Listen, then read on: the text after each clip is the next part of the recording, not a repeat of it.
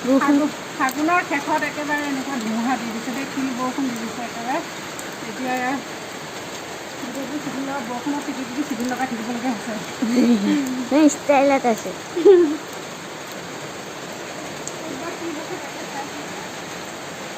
পৰিম নিচিনা হৈ গৈছে।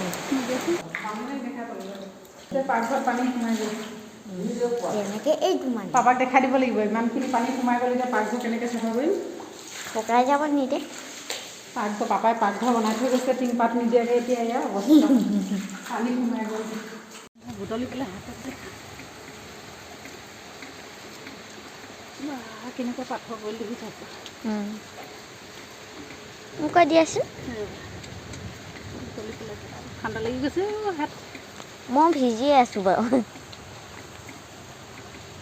ঠিক আছে, মোক এটা দিয়া। ঠাণ্ডা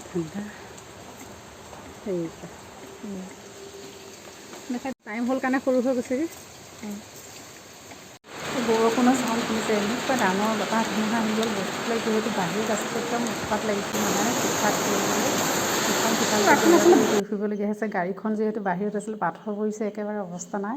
পটাপট গৈ মানে কাপোৰ এখনকে দি দিছোঁ, উপায় নাইকিয়া হৈ গ'ল আৰু সময়ত।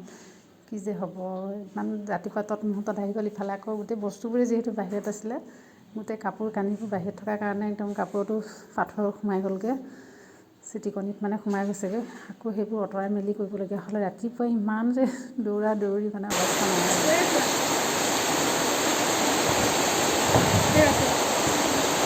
কি হৈছে? পাথৰ গৈছে। বৰষুণ নেকি?